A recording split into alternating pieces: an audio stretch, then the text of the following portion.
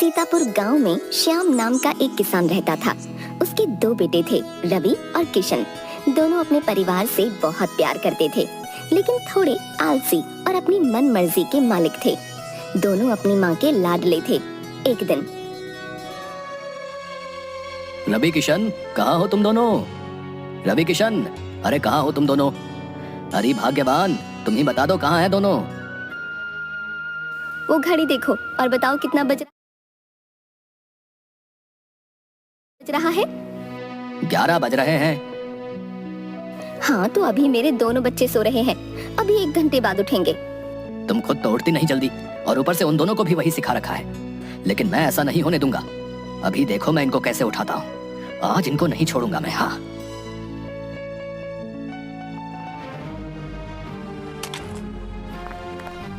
श्याम पानी लेता है और उन दोनों पर डाल देता है। पानी पड़ते ही दोनों चिल्लाने लगते हैं। बारिश, बारिश आ गई, भागो! बारिश नहीं है नालायकों। किशन, माँ से कहो भिखारी को रोटी दे दे। तू ही बोल दे भाई, अभी तो आँख खोलने का मन ही नहीं कर रहा। भिखारी को भी अभी आना था। नालायकों, भिखारी नहीं है, तुम्हारा बाप हूँ मैं। ये भिखारी की आवाज हमारे पिताजी की तरह क्यों लग रही है? हाँ बिल्कुल, उन्हीं की तरह ही लग रही है भाई। तभी श्याम पास में पड़ा अपना डंडा उठाता है और उन लोगों की पिटाई शुरू कर देता है। ऐ, ऐ, ऐ, ऐ, ऐ, पिताजी पिताजी पिताजी पिताजी। अरे अरे बस करो, सुबह सुबह मेरे बच्चों को मार रहे हो। तुम्हारे ही लाड़ प्यार ने इन्हें बिगाड़ रखा है। ना घर का काम करते हैं ना बाहर का काम, बस पूरे दिन खाना और सोना है। पिताजी, हम खेतों का काम करने के लिए नहीं बने, हम तो महामंत्री और मंत्री बनने के लिए पैदा हुए हैं पिताजी। हाँ पिताजी, हमसे ये खेत वेत का काम नहीं होता। हाँ, अब तुम मेरे बच्चों को कुछ नहीं बोलोगे। ठीक है, मैं तुम लोगों से 1 महीने तक कुछ नहीं बोलूंगा। लेकिन अगर 1 महीने बाद भी तुम मंत्री और महामंत्री नहीं बनाए तो तुम दोनों को खेतों में मेरे साथ काम करना पड़ेगा। ठीक है पिताजी। हाँ पिताजी ठीक है, चलो अब आप जाओ और हमें सोने दो। है? अभी भी तुम लोगों को सोना है? हाँ पिताजी, अभी तो 12 बजने में पूरे 45 मिनट हैं। और अभी तो आपने कहा कि आप हमें कुछ नहीं बोलोगे। हाँ चलो जाओ जाओ, सोने दो मेरे बच्चों को। श्याम वहाँ से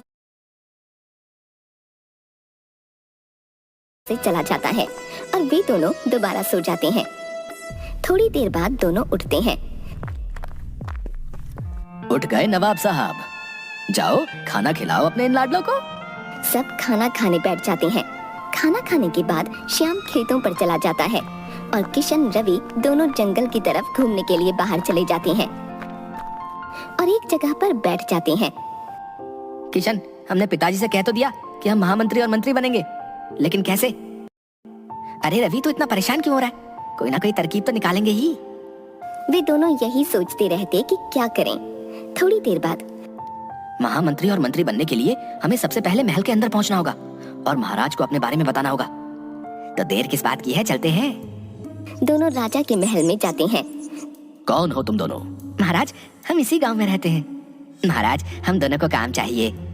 ठीक है, हम तुम दोनों को माली का काम देते हैं। ठीक है महाराज, ठीक है। दोनों महल में माली का काम करने लगते हैं और धीरे धीरे राजा के मन में अपनी जगह बना लेते हैं। एक दिन रानी भागती भागती दरबार में आती है। महाराज, महाराज। क्या हुआ महारानी? आप ऐसे भागते हुए क्यों आ रही हैं? क्या हुआ आपको? आप रो क्यों रही हैं?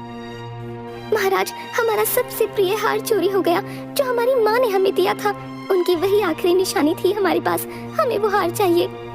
आप परेशान मत हो महारानी, हम वो हार आपको जरूर ला कर देंगे। महाराज, कुछ करिए आप, हमें वो हार चाहिए। रानी को ऐसे देख राजा बहुत परेशान हो गए, क्योंकि वो रानी को बहुत प्यार करते थे।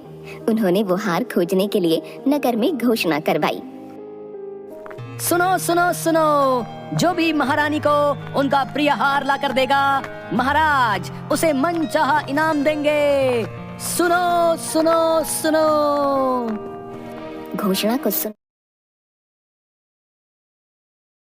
सभी लोग रानी का हार खोजने में लग जाते हैं, लेकिन किसी को भी हार नहीं मिलता।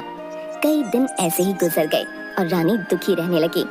रानी की ये हालत देखकर राजा को बहुत बुरा लग रहा था। एक दिन। महाराज महाराज कहो क्या कहना है तुम दोनों को? महाराज, हम दोनों भी एक बार महारानी का हार तलाश करना चाहते हैं।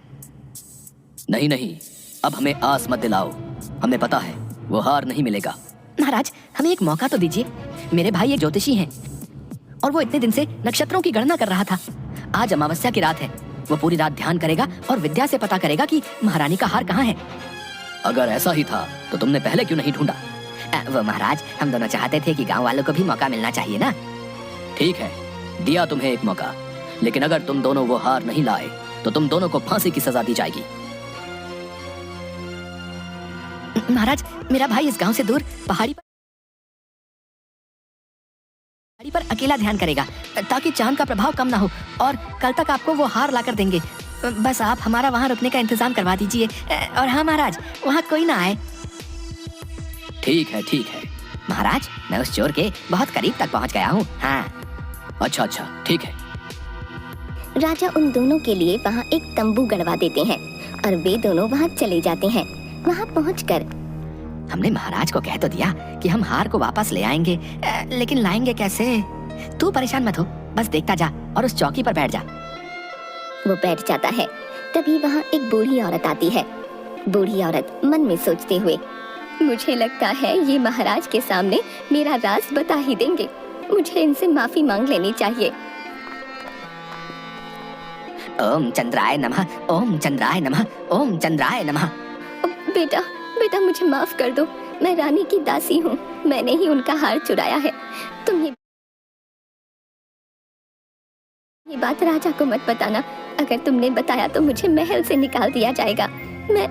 ठीक है, नहीं बताऊंगा, लेकिन आगे से कभी भी ऐसा नहीं होना चाहिए। नहीं होगा। बस इस बार मुझे बचा लो।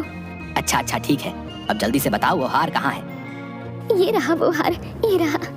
बुढ़िया अपनी पोटली से वो हार निकालती है और दे देती है। चलो अब यहाँ से जल्दी जाओ। बुढ़िया वहाँ से चली जाती है। बुढ़िया के जाने के बाद किशन बोलता है, अरे रवि, ये सब कैसे हुआ? मुझे पता था कि हार चोरी हुआ है और चोर अपने आप को बचाने के लिए हमारे पास जरूर आएगा, इसलिए तो मैंने महाराज से ये घोषणा करवाई थी। अच्छा, ये तो बहुत अच्छा हुआ, चोर हमारे जाल में फंस गया। चोर नहीं, चोरनी। अगले दिन राजा उस तंबू के पास आता है। रवि किशन, क्या वो हार मिला? ये लीजिए महाराज, महारानी का हार। ये कैसे मिला? कैसे मिला तुम दोनों को? तुम दोनों ने तो सच में कमाल कर दिया। वाह, क्या बात है। हम तुम दोनों से बहुत खुश हैं। बताओ तुम्हें क्या चाहिए? महाराज, मुझे महामंत्री और मेरे भाई को मंत्री बना दीजिए। राजा ने अपने वादे को पूरा किया और उन्हें मंत्री और महामंत्री बना दिया। ये बात जानकर उनके पिता भी बहुत खुश हुए और धीरे धीरे उनके पास अपार धन हो गया। देखा पिताजी, हो गया ना हमारा सपना पूरा। हाँ, हो गया, लेकिन मेरी वजह से। जब मैंने तुम लोगों को पानी फेंक के उठाया था, उसी का नतीजा है ये। हाँ।